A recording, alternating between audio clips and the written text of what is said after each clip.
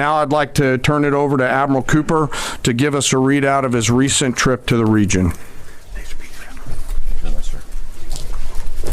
Well, good morning, and Mr. Secretary, thank you for the kind invitation, and Chairman, great to join you. It's a real honor to be here representing the more than 50,000 American service members deployed throughout the Middle East today, supporting operations. And it's great to have the opportunity to highlight the tremendous efforts our warfighters operating forward and the important partnerships with regional allies that continue to thrive. In fact, yesterday I returned from my second trip to the Middle East in the past 15 days. Two very different visits. One during our offensive operations against Iran, and the second in this most recent trip during the ongoing ceasefire. Very different.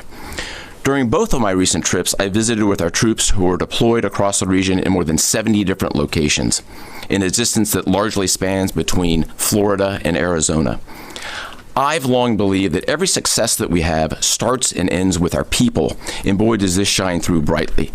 During these visits, I had the privilege of personally recognizing more than 100 servicemen and women for their extraordinary valor, their courage, and their initiative under fire and delivering fire. And every time I interact with these young men and women downrange, I am deeply inspired by their courage, their resilience, and their unwavering commitment.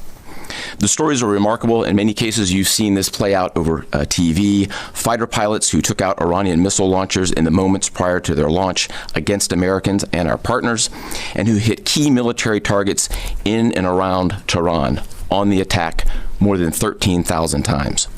I met with some of the teams that helped to bring our F-15 airmen home safely from Iran and heard first-person accounts of the stories. Absolute heroes. I spent time with our troops who are employing cutting-edge tactics and technology for the first time in warfare. I won't be able to talk about what those are, but these young men and women are breaking new ground. It's incredibly inspiring. I met with teams who launched our own one-way attack drones into Iran. These were originally Iranian-designed drones. We brought them back to America, took the guts out, put a Made American stamp on them, and fired them right back to Iran. Very effective. I met with teams who were employing AI every single day to help us sift through vast amounts of information to help us make decisions faster. And importantly, humans are always in the loop in this process. I met with our Space Force teams and our cyber specialists, whose work cannot be discussed, but who serve with indispensable impact. I met with our logisticians and sustainers all over the region. There is just no military that executes logistics like the U.S. military. This group is doing exceptional work, moving thousands of tons every single day.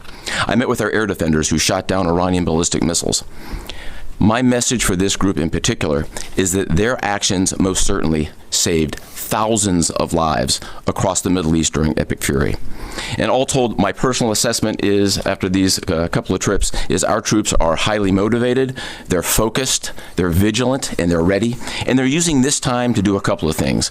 We're rearming. We're retooling and we're adjusting our tactics, techniques, and procedures. There's no military in the world that adjusts like we do, and that's exactly what we're doing right now during the ceasefire. A little note about partners. My discussion with regional allies and partners, both at the senior civilian level and the senior military level, reinforced our shared commitment to regional security. But beyond that, having now fought together side by side, I assess that our military partnerships are stronger than ever as we continue to maintain a very active defense posture across the region during this ceasefire. And that posture stretches across the entire Arabian Peninsula, and it runs from northern Iraq all the way down into the northern Arabian Gulf. In creating the largest air defense umbrella in the world across the Middle East, we embedded specially trained U.S. military air defenders alongside our partner nation soldiers, side by side, literally side by side. And to give you a sense of their contribution and impact, the King and Crown Prince of Bahrain both personally knew our soldiers by name.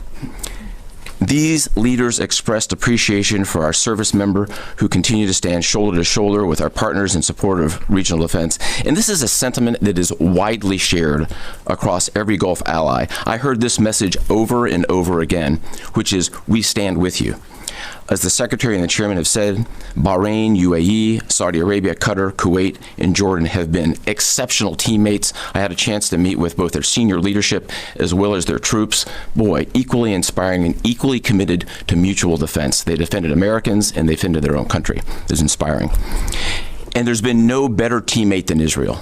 Together, the four best air forces in the world, the Israeli Air Force, the U.S. Air Force, and the air forces of the U.S. Navy and U.S. Marine Corps, together met and exceeded our own military objectives over and over again.